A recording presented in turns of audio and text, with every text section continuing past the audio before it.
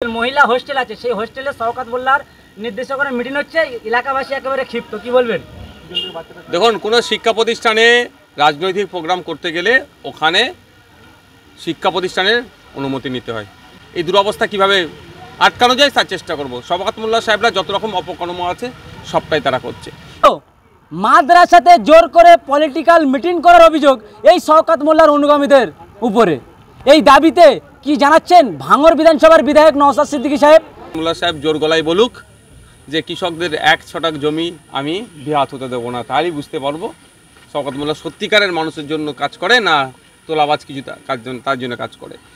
প্রশাসক এই মুহূর্তে গুরুত্বপূর্ণ খবরের দিকে চোখ রাখবো ভাঙড়ে একাধিক জায়গায় জমি দখলের অভিযোগ উঠছে আর এই মুহূর্তে বিধায়ক নওশাদ সিদ্দিকী সাহেব তিনি কিন্তু ভাঙড়ে এসে হাজির হয়েছে এবং কি দাবি জানাচ্ছেন কেন ভাঙড়ে জোর পূর্বে 300 বিঘার অধিকে জমি দখলের অভিযোগ চাষিদের সেই ভাঙড় বিধানসভাতে এই মুহূর্তে বিধায়ক নওশাদ সিদ্দিকী সাহেব এসেছেন এবং যে ভাঙড় বিধানসভার পাশে জমি দখল হচ্ছে কি জানাচ্ছেন বিধায়ক নওশাদ সিদ্দিকী সাহেব এবং তারপরেও মাদ্রাসাতে জোর করে পলিটিক্যাল মিটিং করার অভিযোগ এই শওকত মোল্লার অনুগামীদের উপরে এই দাবিতে কি জানাচ্ছেন ভাঙড় বিধানসভার বিধায়ক নওশাদ সিদ্দিকী সাহেব জোর করে কি সেই মাদ্রাসাতে মহিলা হোস্টেল আছে আর সেই হোস্টেলের কিভাবে জোর করে মিটিং করতে পারে পলিটিক্যাল মিটিং তাও টিএমসির এ রাজ্যে সরকার মমতা বন্দ্যোপাধ্যায় বলে কি এ রাজ্যে পুলিশ মন্ত্রী মমতা বন্দ্যোপাধ্যায় বলে কি যে জোর পূর্বে যা খুশি তাই করতে পারবে কখনো গরিবের জমি দখল করা এই শওকত অনুগামীদের কখনো মাদ্রাসাতে জোর করে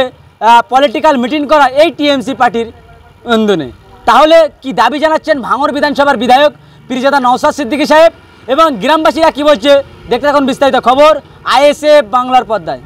ভাঙড় বিধানসভা চালতাবেড়িয়া অঞ্চলে মাদ্রাসার ভিতরে এবং হোস্টেল মহিলা হোস্টেল আছে সেই হোস্টেলে শওকত মোল্লার নির্দেশকরা মিটিং হচ্ছে এলাকাবাসী একেবারে ক্ষিপ্ত কি বলবেন দেখুন কোনো শিক্ষা প্রতিষ্ঠানে রাজনৈতিক প্রোগ্রাম করতে গেলে ওখানে শিক্ষা প্রতিষ্ঠানের অনুমতি নিতে হয় যদি জোর জবরদস্তি এইভাবে করে চরম অন্যায় করছে গ্রামবাসীদের উচিত হবে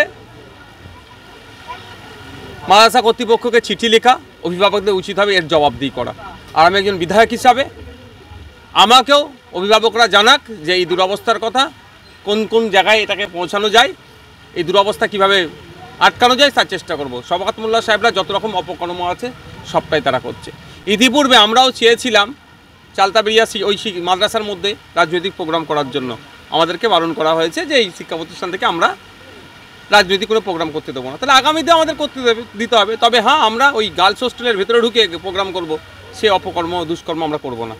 শওকত মোল্লা ভাঙড়ে আসার পরে ভাঙড়ের একাধিক জায়গায় টিএমসি নেতাদের নেতৃত্বে জমি দখল করা হচ্ছে 300 বিঘেরও অধিকে জমি দখল করা হয়েছে কি বলবেন রাজেশের বিরুদ্ধে ওটা ভাঙড় বিধানসভার অন্তর্গত নয় ওটা ক্যানিং পূর্ব বিধানসভার অন্তর্গত এটা শওকত মোল্লা সাহেব জোর গলায় বলুক যে কৃষকদের 1 ছটাক জমি আমি বিহাত হতে দেবো না তাহলেই বুঝতে পারবো শওকত মোল্লা সত্যিকারের মানুষের জন্য কাজ করে না তোলাবাজ কিছু তার জন্য কাজ করে।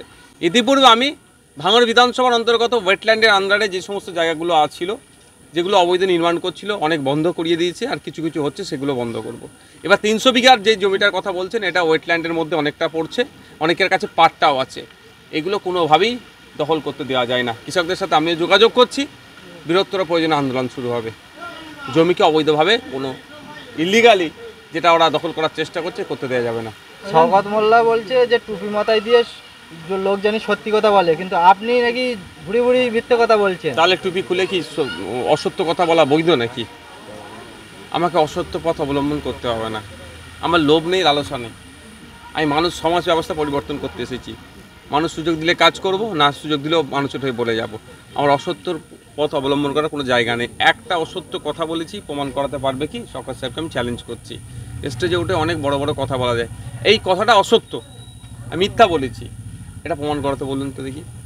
শওকত মোল্লা আরেকটা বিস্ফোরক করেছে আপনার বড় ভাইয়ের উপরে আমি বলছি ওর নাম মার নেন না ওর নাম নিয়ে বাদে অন্য কথা বলো তো দুর্গাপুর থেকে একটা হুঁশিয়ারি দিয়েছেন যে আসল যিনি কয়েনটা তাকে 1 সপ্তাহের মধ্যে গ্রেফতার করতে হবে কিন্তু তিনি আবার কালকে বলছেন যে আমি যেটা করেছি ঠিক করেছি আরও করবো তাহলে এত সহজ ভিডিওটা আমি যতটুকু খোঁজ নিলাম গতকালকের ভিডিও নয় যেদিনকে আক্রমণটা করেছে সেই দিনকে সন্ধ্যারই ভিডিও ও নাকি এখানে নাই শুনছে এবার সত্যতা জানি না ও হুঁশিয়ারি দিক আর যাই দিক 7 দিন বেঁধেছে আর 6 দিন বাকি আছে আজকের দিনটা বাড়ালে 6 দিন হবে গণতান্ত্রিক প্রক্রিয়াতে বৃহত্তর আন্দোলন শুরু হবে সম্প্রীতির মাটি, ঐক্যের মাটিকে যারা বিনষ্ট করার চেষ্টা করবে, বাংলায় তাদের ঠাঁই নাই, তাদের জেলের মধ্যে রাখতে হবে। আপনাদেরকে আমি একটা খবর পেয়েছি, এখন আমি এটা যাচাই করছি।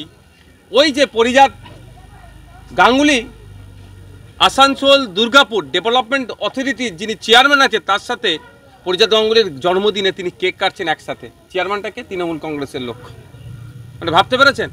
তাহলে হয়তো ওর সম্পর্কটা গভীরে আছে, ওই জন্য পুলিশ অ্যারেস্ট করতে পারছে না বা করছে না, ওসব আমাদের জানা নেই।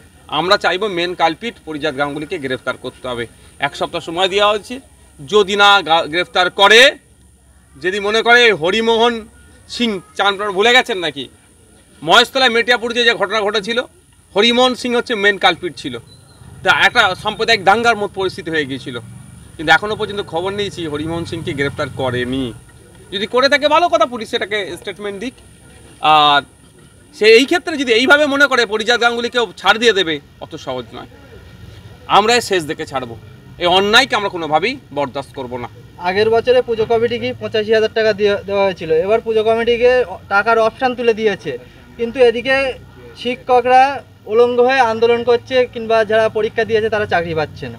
চক নেই, ডাস্টার নেই, বাচ্চাদের আপনার টয়লেটের অবস্থা দুরবস্থা, বাথরুম নেই। মহিলারা যে সমস্ত স্কুলগুলোতে আলাদা সেপারেটেড যে টয়লেট থাকার কথা, সব স্কুলে নাই। যদিও আছে, সেখানে পানীয় জলের দুরবস্থা, নোংরা, বাচ্চা থেকে বড় মহিলারা ঠিকঠাক ওটাকে ইউজ করতে পারে না। এই ক্ষেত্রে কোনো কথা নেই। হসপিটালে বেড নাই, ঔষধ নাই, সেলাইন নাই, এখানে কোনো কথা নেই। মমতা ব্যানার্জির এখন দরকার হিন্দু ভোটের। মুসলিম ভোট বিজেপির ভয় দেখিয়ে ঝুলিতে কিছু ভেবেছে ঘুরে নিয়েছি। দরকার এখন কিছু হিন্দু ভোট। সেই জন্য জগন্নাথ ধাম করতে হবে, দুর্গা অঙ্গন করতে হবে, দুর্গা উৎসবে টাকা বাড়াতে হবে। হিন্দু ভাইয়েরা মমতা ব্যানার্জির বিপক্ষে যাচ্ছে বলে এত তারা অফার পাচ্ছে। মুসলমানরা মমতা ব্যানার্জির বিজেপির ভয় দেখে কলে ব্যাগে ভরে নিয়েছে। ওই জন্য ইমাম ভাতা 2012 সালেও ছিল 2,500, আর 2025 সালে ওটা মাত্র 500 টাকা বেড়ে হয়েছে 3,000। আমি ইমাম ভাতা সাথে দুর্গা পুজোর অনুদান আমি করছি না, কম্পেয়ার করছি না। দুর্গা পুজোর অনুদানটা সম্পূর্ণ সরকারি কোষাগার থেকে দিচ্ছে, আর ইমাম ভাতা রাজ্য সরকারই বলেছে নাকি ওয়াকফ সম্পত্তি থেকে দিচ্ছে।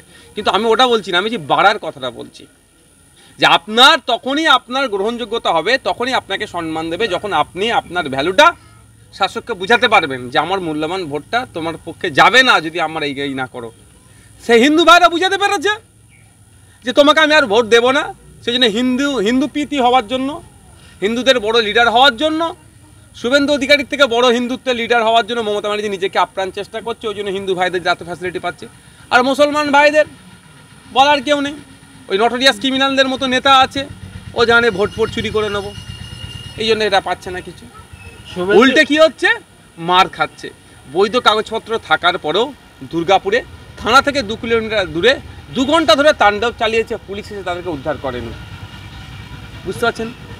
গতকালকে চুচুড়াতে হয়েছে বিদ্যাসাগর ক্লাবের নাম, যদিও বিদ্যাসাগর ক্লাবের কর্তৃপক্ষটা অস্বীকার করেছে। আমার বিশ্বাস এটাই যে বিদ্যাসাগরের নাম নিয়ে কেউ নামে যে ক্লাব আছে সেই ক্লাবে অন্যায় কোনোদিন করতে পারবে না। বিদ্যাসাগর ক্লাবের নাম দিয়ে ওই এলাকায় পোস্টার লাগিয়েছে মুসলমানদেরকে, আর যারা ড্যান্স ফ্যান্স করে বা ড্যান্সার না কিছু বলে তাদেরকে ওই এলাকায় জায়গা ভাড়া দেওয়া যাবে না। মানে বুঝতে পারছেন? তাহলে যে মুসলমানরা দুহাত ভরে 2021 সালে তৃণমূলকে ভোট দিয়েছিল কি এই দিন দেখার জন্য, যে রাস্তায় দাঁড়িয়ে কান ধরে ওঠবোস করিয়ে হাঁটিয়ে নিয়ে যাবে উত্তরপ্রদেশের মতো, এই পশ্চিমবাংলায় না হয়, সেই জন্যই তো তৃণমূলকে ভোট দিয়েছিল। তারপরও তাহলে পশ্চিমবাংলায় মুসলমানদের এই দুরবস্থা কেন? আমি আপনাদের একটা কথা বলি, পশ্চিমবাংলায় RSS বিজেপির থেকেও তৃণমূলকে বেশি বিশ্বাস করছে। আর বাস্তবিক অর্থে বিজেপির যেটা করার সাহস দেখাচ্ছে না, সেটা তৃণমূল করে দেখাচ্ছে। আপনারা জানেন রাম মন্দির হয়েছে বিতর্কিত জায়গায়, বাবরি মসজিদের জায়গায় হয়েছে। আজ আমি বলছি ওটা বাবরি মসজিদের জায়গা, কিন্তু রাম মন্দির উদ্বোধনের পরে প্রসাদ সবার বাড়ি বাড়ি রেশনের মাধ্যমে পাঠায়নি। কিন্তু মমতা ব্যানার্জি জগন্নাথ ধাম বা জগন্নাথ মন্দির উদ্বোধন করে প্রসাদ কিন্তু সকলের বাড়ি বাড়ি পৌঁছানোর সাহসটা দেখিয়ে দিল। তাহলে RSSের কাছে বিজেপির থেকেও পশ্চিমবাংলায় তৃণমূলটা বেশি প্রেফার করছে বা বেশি বিশ্বাসযোগ্য হয়ে উঠছে। তা আমি আপনাদের বলবো, তারা 2021 সালে বিজেপিকে আটকানোর জন্য তৃণমূলকে ভোট দিলেন, তাহলে দিনের শেষে কি পেলেন আপনারা? লাঞ্ছনা, বঞ্চনা, অত্যাচার অনাচার পেলেন। তাই এইটাই যদি 2026-এ আবার রিপিট করেন আরও বাড়তে থাকবে। আমি কত জায়গায় ছুটবো, আমি একা মানুষ। এই পিংলা, পশ্চিম মেদিনীপুর পিংলাতে একটি তরতাজা যুবককে তুলে নিয়ে গিয়ে ফাঁসিতে টাঙিয়ে আগুন লাগিয়ে দিয়েছে। যখন তাদের বিরুদ্ধে অভিযোগ হচ্ছে, লিখিত অভিযোগ হচ্ছে, গ্রেফতার হচ্ছে না, মানে কি বুঝতে পারছেন? এ ধরনের অনেক অহরহ ঘটনা আছে, প্রতিনিয়ত ঘটে যাচ্ছে। সেটা কত জায়গায় যাব, আমি কত জায়গায় ছুটবো? আপনারা যারা যারা মিডিয়ার মাধ্যমে যারা শুনছেন, 2021 সালে হয়তো দেখতে গেলে দেখা যাবে ওই যারা দুর্গাপুরে যারা গরুর নিয়ে যাচ্ছিল, একজন দুটো বলদ কিনেছিল কি করবে, চাষ করবে বলে। একটি মা একটি গরু কিনেছে, ওই দুধ বিক্রি করে তার সংসার চলবে। উনি বিধবা মা, ওনার গরুটা এখনো পায়নি ফিরে, তারা নিয়ে যাচ্ছিল। খোঁজ নিলে দেখা যাবে 2021 সালে কিন্তু ওরাও তৃণমূলকে ভোট দিয়েছিল। তাহলে ভোট দেওয়ার প্রতি উত্তরটা কী পাচ্ছে? শাসক দলে আছে, যদি বিরোধী দলে থাকতো একটা বলার জায়গা থাকতো। শাসক দলে থাকার পরে এই অত্যাচার হচ্ছে, এটা মানুষকে বুঝতে হবে। আপনারা আটকাচ্ছেন বিজেপিকে। আমি আপনাদের বলবো, বিজেপি তৃণমূলটা বড় কথা নাই, এই অন্যায়টাকে বন্ধ করতে হবে। এই অন্যায়টাকে বন্ধ তখনই করতে পারবেন যখন জনগণের সরকার তৈরি করতে পারবেন। তাহলে বিজেপিকে আটকাবেন, অন্যায় তো বেড়ে যাচ্ছে, অন্যায়টা কীভাবে আটকাবেন? জনগণের সরকার তৈরি করুন, জনগণ সঠিক লোককে ভোট দিন। শুভেন্দু যেখানে যায় সেখানে গিয়ে জয় শ্রীরাম আমি হিন্দুর বাচ্চা বলে স্লোগান দেয়, কিন্তু ওনার বিরুদ্ধে কেউ স্লোগান দিলে উনি গাড়িতে মারতে চায়। এই বিষয়ে কোনো রাজ্য সরকারের কোনো ভূমিকা নেই। আমি বলছি, উনি যেভাবে গাড়ি থেকে নেমে এসে ওই ব্যক্তিটির কাছে তেড়ে গেল, কেন ওর বাড়িতে মন্ত্রী হাজির হয়ে গেল, বিধায়ক অনেকজন দিকে হাজির হয়ে গেল, কই একজনও তো শুভেন্দু বাবুর বিরুদ্ধে অভিযোগ দায়ের করেছে? এটা বুঝতে হবে। এটা বাইনারি পলিটিক্স তৈরি হচ্ছে, হিন্দু মুসলমানের পলিটিক্স তৈরি করতে চাইছে 2026-কে সামনে রেখে। এই বিজেপি এসে যাবে, তোদেরকে মারধর করবে, তোরা ভোট আমাকে দে। আবার বিজেপি যারা হিন্দুত্বতে, মানে এক্সট্রিম হিন্দুত্বতে যারা বিশ্বাস করে, তাদেরকে বোঝাতে চাইছে যে এই দেখো আমি তোমাদের নেতা, আমি তোমাদের নেতা, আমি তোমাদের নেতা। তাহলে ভোটটা একটা অংশ তৃণমূলে থাকবে, একটা অংশ বিজেপিতে থাকবে। আর দুটো কি কন্ট্রোল করছে? আরএসএস। তাহলে আরএসএসের কাছে 100% ভোটটা রাখার চেষ্টা করছে, এটা বুঝতে হবে আমাদেরকে। এটা নিয়ে আমাদের হইয়ে করার কোনো দরকার নেই। আর জয় বাংলার স্লোগানটা আমাদের বাংলার কোনো স্লোগান নয়, এটা মাথায় রাখবেন। অনেকে বলতে পারবে জয় বাংলা বলেছে বলে, এটা বাংলাদেশ থেকে ধার করা স্লোগান, তো এটা আমাদের বাংলার স্লোগান নয়। এই যে অনেকে দেখছি লেখালেখি করছে, এরা ওসব লেখালেখি করে লাভ হবে, বাংলাদেশ থেকে ধার করা স্লোগান। আমাদের বাংলার স্লোগান যদি হতো, বাংলার যেত, বাংলার জয় হোক বলুক না, জয় বাংলা বলছে, আমি বিতর্কে জড়াবো না, কিন্তু ওটার সাথে বাংলার ইমোশন যেন না কেউ জুড়িয়ে দেয়। ওটা তো ধার করা জিনিস, আবার অন্য একটা দেশের থেকে ধার করা।